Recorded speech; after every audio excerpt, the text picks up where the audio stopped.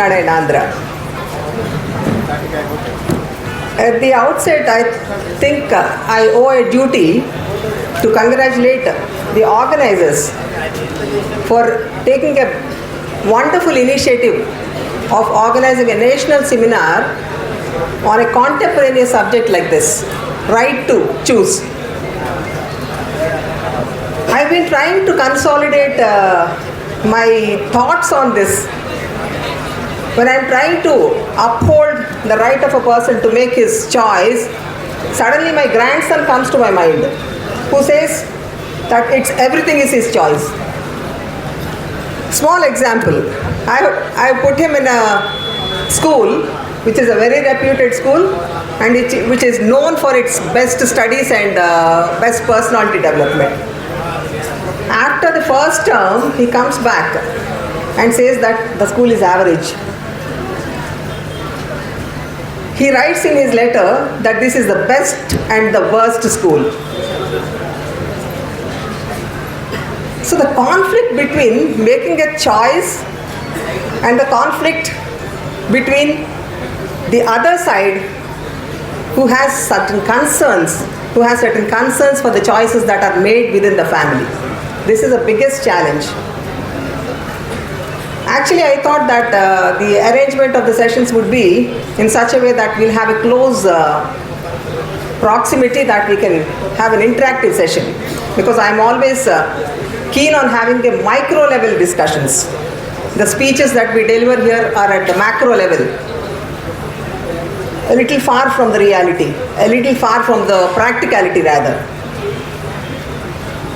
Firstly, I'm interested to know how many of you think that the right to choose is an absolute right.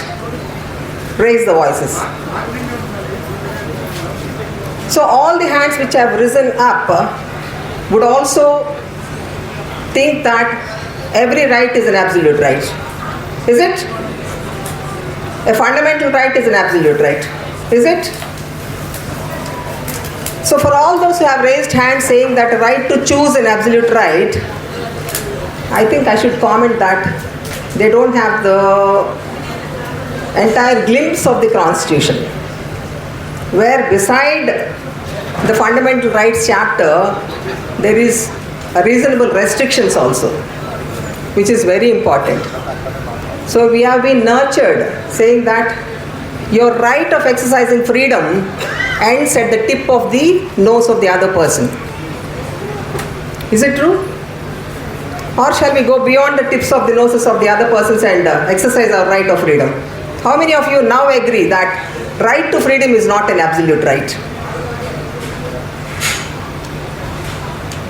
Very few hands. You still think that right to freedom is an absolute right? That you can go beyond the noses of other persons and exercise your right? That there should not be any reasonable restrictions on your rights? Reasonable restrictions is as important an article as important as the fundamental right to freedom and right to life also. Likewise, right to choose is also not an absolute right. It has certain restrictions. When your right to choice is going to affect the public interest, it's definitely not an absolute right. When the right of a Muslim to marry another woman when a wife is alive is not an absolute right. At least now we recognize it as not an absolute right. Understand? So this is how I think we have to balance between the rights and the concerns of the society and concerns of certain people who also have a responsibility of shaping your personality, the responsibility of nurturing your thoughts. That's why I started with an example of my grandson. So now I have a responsibility of making a choice on his behalf, whether to continue in that school or to bring to another school. Whether his perception of good and bad is right or wrong. Should I accept that his perception of right and wrong is absolutely correct? Does he have the age to understand what is right and what is wrong? Maybe he has certain acumen which makes him understand which is right and wrong. But can I treat it as an absolute at this stage of his life? I was put in boarding school at my age of 5 years, not even my age of discretion. I used to curse my parents day in and day out for putting me in a residential school, but now I praise them. So how do we decide?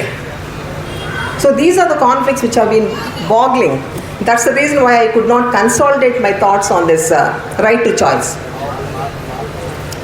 We have been nurtured with the help of our scriptures like Bhagavad Gita, which support this Varna Dharma.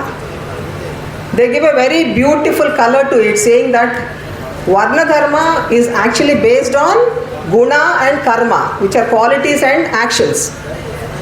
So they say that this Varna is recognized only based on the qualities and based on the actions. And they cite the examples of Vedavyas or Vidura, who have been recognized, who have been given equal respect as that of Brahmins. That is what they say. True. Any person who has that expertise, who has that proficiency, who has that scholarship is recognized. Even now we come across certain examples where we respect certain people. Take for example Dr. B.R. Ambedkar. Though he is from a Shudra community, he was respected because of his acumen and thought. But do we accept them as a part of Brahmin community? Is Ambedkar accepted as part of Brahmin community in spite of he being superior than any of the best Brahmins? No. So why are we taking help of the scriptures which support this Varna Dharma, saying that we recognize it based on the karma and guna? Are we converting them? Are you recognizing those people who have these qualities and guna and converting them into higher castes? We are not doing that. We are paying only lip service to them.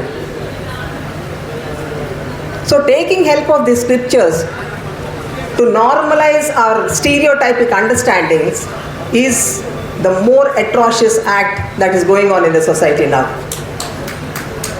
We have to identify this. We have to identify this conspiracy. It's very sweet. They put it in a very sweet capsules and give it to us so that we unmindfully try to swallow it. It appears very beautiful, but unless you think about it in a micro level, you will not actually understand the conspiracy behind these scriptures. The scriptures are the best instruments for the people who wants that ideology to be permeated into the society. So right to choice is not an absolute right, but as said by one of our speakers, I think Mr. Naresh Garu, we have to transform the society where each individual can think properly, where each child is nurtured with a proper thought, with a rational thought. We have, as a part of our constitution, improving the scientific temper. Where are we? Are we doing it? What is the scientific temper that the governments are injecting into the minds of the children? They teach constitution in one class, and here they teach Telugu class saying that the world is, the globe is like a mat and somebody folded it and put it on his shoulder.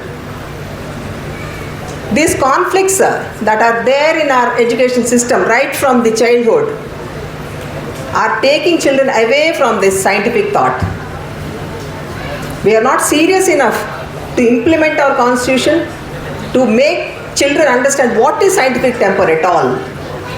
They don't have that courage, they don't have that commitment towards the implementation of our constitution. So when such is the state of affairs, it's the duty of the organizations that are gathered here to make the society understand that we are seriously bent upon making the people understand the niceties of the rights that we have, the niceties of the rights that the Constitution have. So I hope and wish that this one-day seminar is going to achieve at least a part of the goal which we are meant to achieve. Thank you.